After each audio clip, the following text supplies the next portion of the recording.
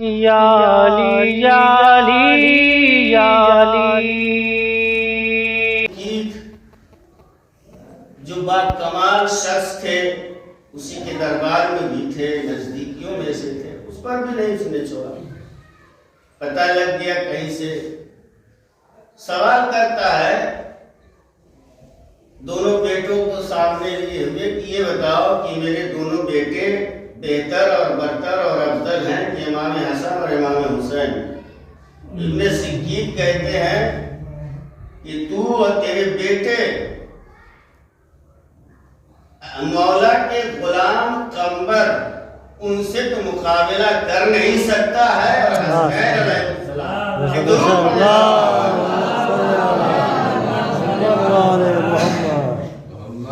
تو کہا تیرے بیٹے اور ان کے غلام ان سے تو تقابل کر نہیں سکتا۔ چھ رسد با امام حسن و امام حسین علیہ السلام جنت کے جوانوں کے سردار۔ اتنا کہا تو اس نے حکم دیا کہ ان کی زبان گدی سے کھینچ لی جائے۔ اہل بیت کا ذکر کیا، فضائل بیان کیا، برتری بیان کیا، ہمت و حوصلے سے کام لیا، حق بیانی کیا۔ معلوم تھا کہ مجھے ضرر پہنچ سکتا ہے لیکن حق کو نہیں چھپایا ہے، بس فضائل اہل بیت کو اسی کے دربار میں اسی کے سامنے بیان۔ ایک درود پڑھیں اللہم صلی علی محمد و آل محمد۔ جو حدیث میں نے امام کی پڑھی،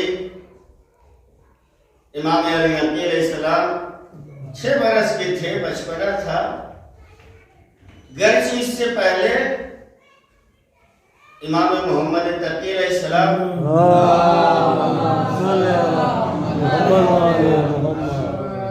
کو جب امامت کا منصب ملا تو آپ کی بھی عمر کم تھی، اس سے پہلے ہو چکا، لیکن آپ کے زمانے میں بھی یہ سوالات اٹھے ہیں کہ کم سنی اور یہ چھوٹے سنی اور یہ امامت کا منصب ان کو۔ بہرحال اعتراض کرنے والے اعتراض کرتے رہے، آپ امامت کے عہدے پر فائز ہوئے 6 سال کی عمر ہے، جبکہ اس سے پہلے کا واقعہ ہو چکا ہے۔ آپ کے بابا امام محمد تقی بھی کم عمر میں تھے، تب بھی اعتراض ہوا، لیکن مامون نے لوگوں سے مناظرہ کرایا کہ تم انہیں بچہ سمجھ رہے ہو، چھوٹے سمجھ رہے ہو، علم میں ان کو کمال ہے، یہ باب علم کے فرزند ہیں، یہ ان کا علم کمال کو یہاں بچپنا نہیں ہوتا ہے، اور یہ منصب عمر کی قید نہیں ہوتی ہے۔ یہ منصب جو منصب امامت و رسالت ہے، الہی منصب، وہاں عمر کی قید نہیں ہے، وہ چاہے جتنا چھوٹا ہو، بچپنے میں ہی کیوں نہ ہو، اس کے یہاں کمال پایا جاتا ہے۔ اور اللہ کی کتاب قرآن مجید میں خود جناب عیسیٰ نے اس بات کی گواہی دی ہے، جب گہوارے میں تھے ماں کے، تبھی انہوں نے کہا انی عبداللہ آتانی الکتاب وجعلنی نبیا۔ گہوارے میں ماں کی آغوش میں بچہ اعلان کر رہا انی عبداللہ آتانی الکتاب وجعلنی نبیا، پروردگار نے مجھے نبی بنا کر کے بھیجا ہے۔ الہی منصب عمر کا پابند نہیں ہوتا ہے، بلکہ ہر عمر میں الہی منصب مل سکتا ہے۔ محمد والے محمد۔ بادشاہ گرامی، چاہے جتنے چھوٹے ہو، منصب الہی منصب ان کو عطا ہوتا ہے۔ ہاں دنیا والے عمر کو دیکھتے ہیں، سوچتے عمر کے لحاظ سے، شخصیت کے لحاظ سے منصب ملتا ہے۔ اسی وجہ سے کہنے والے نے کہا، جب کسی نے پوچھا کہ کیوں فلاں کو خلیفہ بنایا گیا، تو یہی کہنے والوں نے کہا سب میں بزرگ وہ تھے، تو اس کے باپ نے کہا کہ اگر وہ بزرگ تھے تو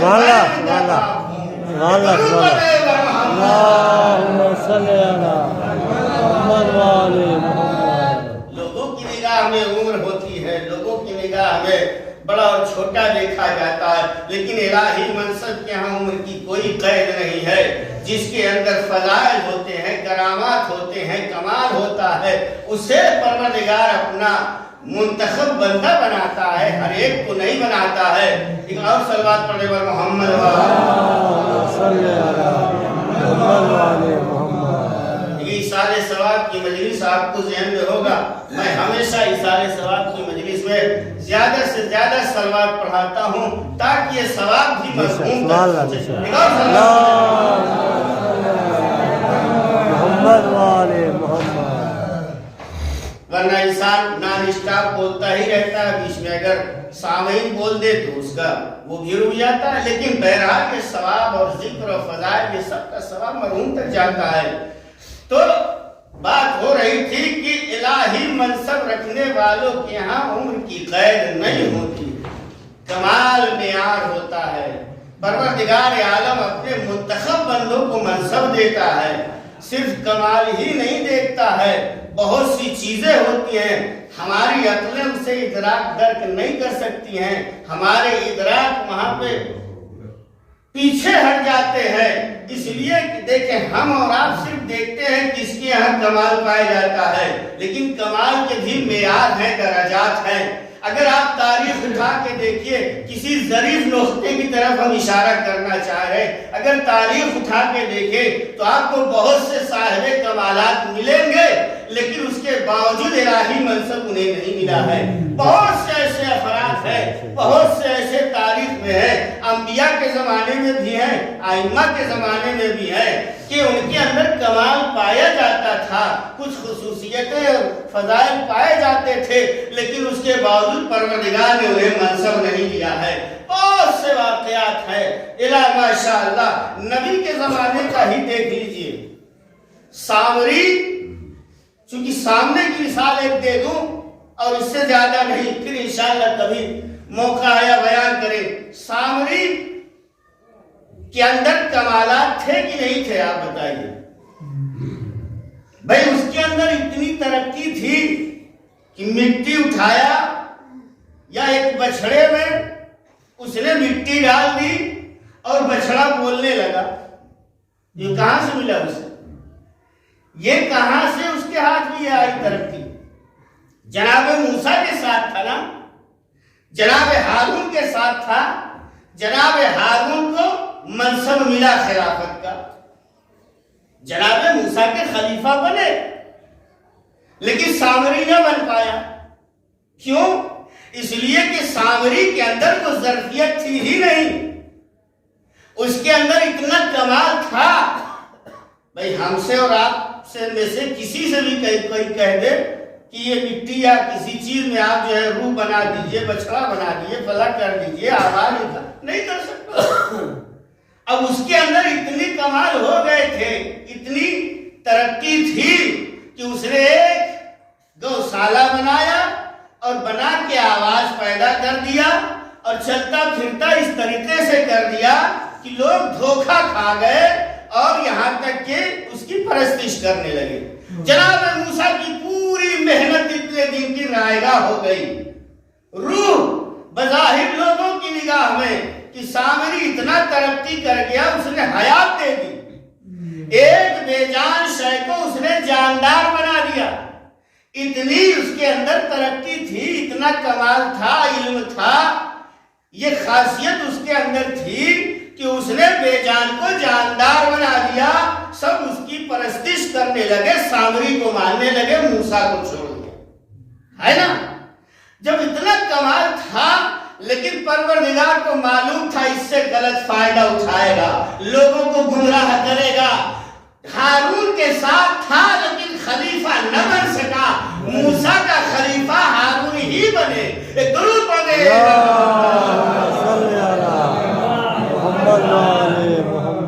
بہت سی خوبیاں ہوتی ہیں تاریخ میں، بہت سے ایسے ہیں موقع جہاں خوبیاں دکھائی دیتی ہیں، کمال دکھتا ہے، علم دکھتا ہے، لیکن کوئی منصب نہ ملا، کوئی منصب نہ ملا۔ امام محمد تقی کی ایک شادی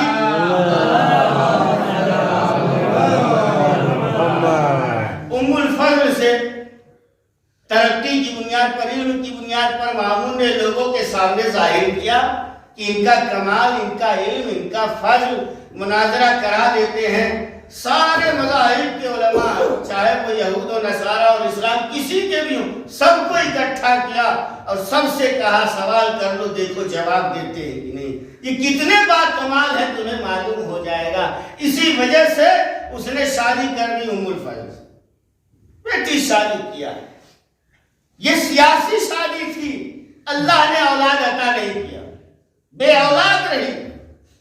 جس سے شادی کیا سمانہ سے، اس سے اولاد ہوئی جسے علی نبی کہتے ہیں۔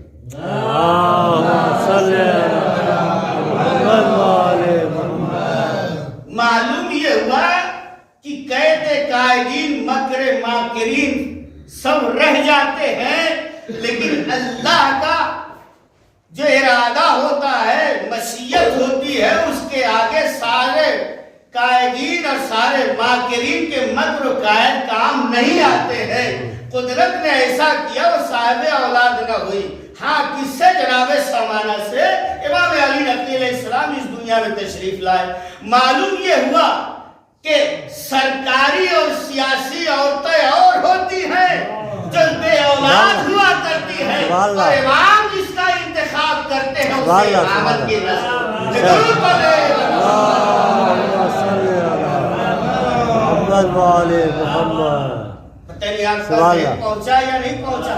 سیاسی تار جو بھی ہوئی ہے شادیاں، جتنے بھی رشتے بے اولاد، وہ الگ بات ہے کہ قرآن نے انہیں ام المومنین کہہ دیا، ورنہ عورتوں میں یہ صفت ہے حسد کی۔ اگر ایک بیوی کے یہاں بچہ ہو جائے، دوسرے کے یہاں نہ ہو تو حسد ہو جاتا ہے۔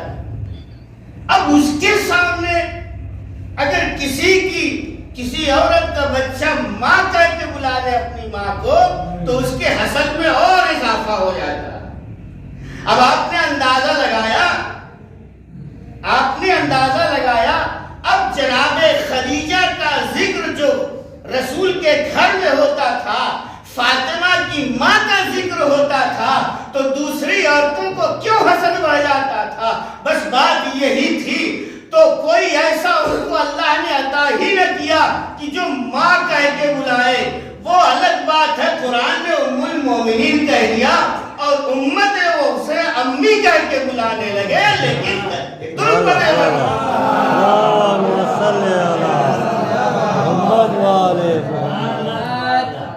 سیاسی شادیاں ایسے ہی ہوتی۔ امام علی نقی علیہ السلام اس دنیا میں آئے اور 6 سال کی عمر تھی، بچپنا تھا کہ آپ منصب امامت پر فائز ہوئے۔ آپ کا یہ جملہ انسانیت کو بیدار کرنے کے لیے ہے، انسان کو جھنجھوڑ دیتا ہے۔ اذکر مصرعک بین یدی اہلک، تم یاد کرو اپنے اس وقت کو جب لاچار احتضار کی حالت میں اپنے چاہنے والوں کے سامنے پڑے رہتے ہو۔ لا طبیب یمنعک، اور مرنے کو کوئی طبیب اور حکیم اور ڈاکٹر نہیں روک سکتا۔ ولا حبیب ینفعک، اور نہ ہی کوئی چاہنے والا، نہ کوئی دوست اور حبیب کوئی فائدہ نہیں پہنچا سکتا۔ ایسی حالت میں انسان پڑا رہتا ہے، ایسی حالت میں کوئی فائدہ نہیں پہنچا سکتا ہے۔ نہ ڈاکٹر و حکیم و طبیب فائدہ پہنچا سکتے ہیں، نہ موت کو آنے سے روک سکتے ہیں۔ موت برحق ہے، اور نہ کوئی چاہنے والا اس کو کوئی فائدہ پہنچا سکتا ہے۔ کوئی فائدہ نہیں، دیکھتا رہ جاتا ہے، کچھ نہیں کر سکتا ہے۔ انسان یہ سوچے، چاہے جتنی ترقی کر لے انسان، اور یہ سوچے کہ ڈاکٹر، حکیم، طبیب یا میرے چاہنے والے طبیب، میرے دوست، حبیب، احباب، اہل و عیال، آل اولاد کوئی فائدہ پہنچائے، کوئی موت کو روک لے، نہیں روک سکتا ہے، کوئی فائدہ بھی نہیں پہنچا سکتا۔ انسان دیکھتا رہ جاتا ہے آنکھوں کے سامنے۔ فَإِذَا بَلَغَتِ الْحُلْقُومَ وَأَنْتُمْ حِينَئِذٍ تَنظُرُونَ، سورہ واقعہ کی آیت کریمہ ہے کہ جب موت گلوگیر ہو جاتی ہے، فَإِذَا بَلَغَتِ الْحُلْقُومَ موت گلے تک پہنچ جاتی ہے، وَأَنْتُمْ حِينَئِذٍ تَنظُرُونَ اس وقت کوئی کچھ نہیں کر سکتا ہے اور تم اس وقت صرف دیکھتے رہ جاتے ہو، نظارہ کرتے رہ جاتے ہو، کچھ نہیں کر سکتے ہو۔ پروردگار عالم نے موت کو اپنے ہاتھ میں رکھا ہے، موت و حیات کو اپنے دستے قدرت میں رکھا ہے، یہ اختیار کسی کو نہیں دیا ہے۔ انسان چاہے جتنی ترقی کر لے، اگر کوئی سوال کر لے کہ بشر ترقی کی راہوں کو طے کرتا جا رہا ہے اور ایک دن آ جائے کہ وہ انسان کو زندہ کر دے، مردے کو زندہ کر دے، تو آپ کیا کہیں گے؟ آپ کی دینی باتیں کہاں جائیں گی؟ مشکوک ہو جائیں گی۔ وہ ایک جواب اس کا یہی ہے، چاہے جتنی ترقی کی راہوں کو طے کرتا ہوا چلا جائے، طے کر رہا ہو آگے بھی، جب تک جتنی بھی ترقی کی راہوں کو طے کر لے تب بھی موت کو روک نہیں سکتا ہے، زندہ نہیں کر سکتا۔ اس لیے کہ وعدہ الہی ہے، انا احیی و امیت، میں موت دیتا ہوں، میں زندہ کرتا ہوں۔ موت و حیات اللہ نے اپنے ہاتھ میں رکھا ہے، میں ہی حیات دیتا ہوں، میں ہی زندہ کرتا ہوں، میں ہی مارتا ہوں، کسی اور کے ہاتھ میں نہیں ہے۔ ہاں، پروردگار عالم نے موت و حیات کو اپنے دستے قدرت میں رکھا ہے، کسی کے اختیار میں نہیں دیا، اپنے اختیار میں رکھا ہے، یا تو صرف ایسے اپنے منتخب بندوں کو دیا ہے جس کے اذن سے، جس کے اختیار سے، جسے اجازت دے وہ اسے زندہ کر دے۔ وہ خاص بندے ہوتے ہیں اللہ کے کہ اس اپنی قدرت کو انہیں عنایت کر دیتا ہے۔ اب جب اسے یہ اختیار اور اذن ملتا ہے تو کبھی وہ قم باذنی کہہ کے آواز دیتا ہے، کبھی قم باذنی اللہ کہہ کے ٹھوکر لگا دیتا ہے، تو مردہ پھر زندہ ہو کے بتا دیتا ہے کہ دیکھو یہ قدرت یا تو اللہ کے ہاتھ میں ہے، یا جسے پروردگار اختیار دیتے وہ صاحب اقتدار ہو جایا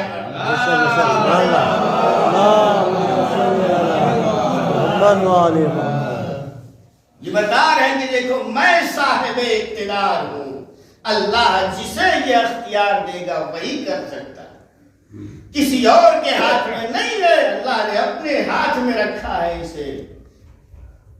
انسانیت دیکھتی رہ جاتی ہے، نہ قدرت کام آتی ہے، نہ احباب حلقے کام آتے ہیں، نہ اہل و عیال کام آتے ہیں، نہ طبیب و ڈاکٹر و حکیم کام آتے ہیں، نہ مال و دولت کام آتا ہے۔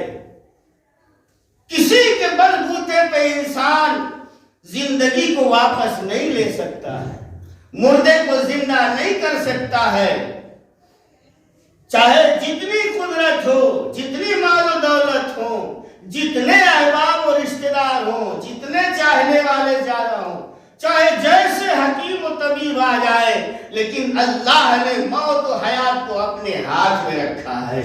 وہ جسے چاہے مارے، جسے چاہے زندہ کر دے۔ ایک درود پڑھنے والا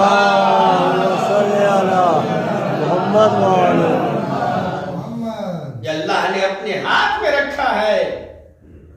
بس ایسے میں پروردگار عالم نے ایسے کے لیے بس ایک چیز یاد دلا دے، جب انسان صرف نظارہ کرتا رہ جاتا، کام آنے والی کیا چیز؟ وہ اس دنیا سے چلا جائے گا، انتقال کر جائے گا، جسم یہی رہے گا، روح منتقل ہو جائے گی۔ روح کے کمال کے لیے انتقال ہونا اور مرنا ضروری ہے۔ یہ انسان کے تکامل اور اس کی بلندی اور جاویدانہ زندگی کے لیے ایک ایسا پل ہے موت، جس پر سے انسان کو گزرنا ضروری ہوتا ہے۔ جب تک اس زندگی سے منتقل ہو کر کے اس زندگی میں نہیں جائے گا، اس انتقال جسے ہم موت کہتے ہیں، جب تک اس کا مزہ نہیں چکھے گا تب تک انسان جاویدانہ زندگی بسر نہیں کر سکتا اور نہیں اسے کمال مل سکتا۔ اسے گزرنا ہوگا، جانا وہی ہے۔ انسان کا جسم یہی رہ جائے گا، انسان یہی رہ جائے گا، مرنے کے بعد نام نہ لیں گے، لوگ مرحوم کہنے لگیں گے۔ باقی کیا رہنے والی چیز ہے؟ کردار باقی رہنے والا، انسان کا کردار ہے جو باقی رہے گا، کردار بچے گا انسان کا، اسی کو ہم اور آپ باقیات الصالحات کہتے ہیں۔ یہی ہے جو ہمارے اور آپ کے کام آئے گا، یہی کام آئے گا انسان کے، جسے کردار کہتے یا باقیات الصالحات کہتے۔ یہ کہاں ملے گا؟ یہ کردار انسان کے پاس جب کوئی اسوہ ہو، نمونہ ہو، آئیڈیل ہو، انسان اس سے کردار بناتا ہے، کردار اس سے لیتا ہے۔ انسان اندھیرے میں سفر کرنے والا کبھی منزل تک نہیں پہنچ سکتا، یہ طے ہے۔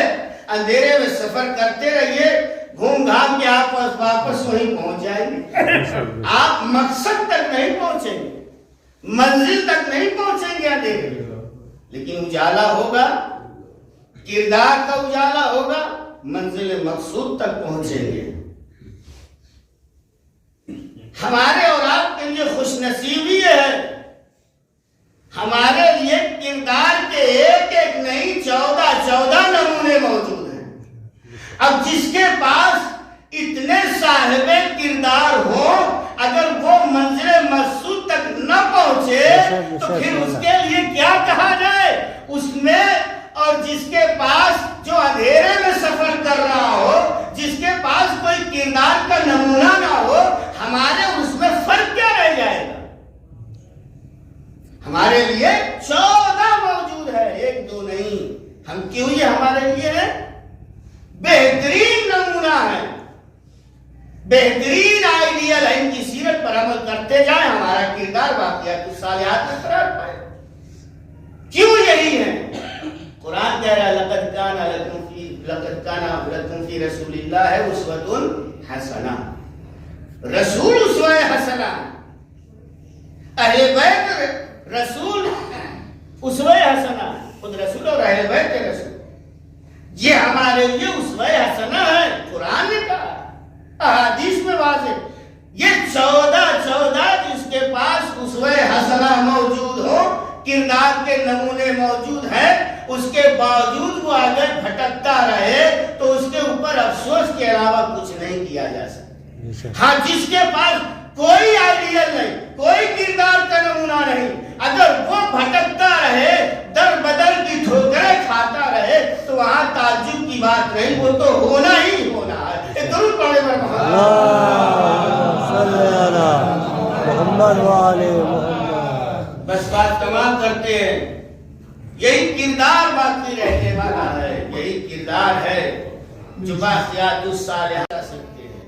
نہ ڈاکٹر و حکیم و طبیب انسان کو فائدہ پہنچا سکتا ہے، فائدہ تمہارے کردار یہی کام آئیں گے، تمہارا عقیدہ، تمہارے عقیدت، تمہارے کردار یہی کام آئیں گے،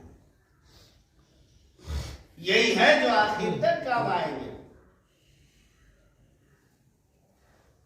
امام علی نقی کے زمانے میں جیسا کہ ہم نے کہا، متوکل ظالم ترین بادشاہ، جس نے اہل بیت کو بہت ستایا، سادات کو ستایا، اہل بیت کے چاہنے والوں کو ستایا، ظلم کیا۔ کربلا کے واقعے کے بعد سے جو تعمیر ہوئی تھی وہاں پہ عمارت، اسے مسمار کیا، حل چلوا دیے، یہاں تک کہ پانی کھول دیا تاکہ یہ قبر کے نشان تک مل جائیں۔ لیکن ارادہ الہی یہ تھا کہ وہ بارگاہ بنے وہاں، اور قیامت تک آنے والے میرے انسانوں کے لیے یہ نمونہ ہو۔ انہوں نے وہ میری راہ میں قربانی دیا ہے، اس وجہ سے زمین کربلا بلند ہوئی اور تعویذ قبر کے اطراف میں پانی حائل ہو گیا، قبر تک پانی نہ پہنچا۔ اسی وجہ سے ہائے کہتے ہائے رے حسین، یعنی جہاں سے پانی رک گیا ہے قبر حسین تک نہ آیا۔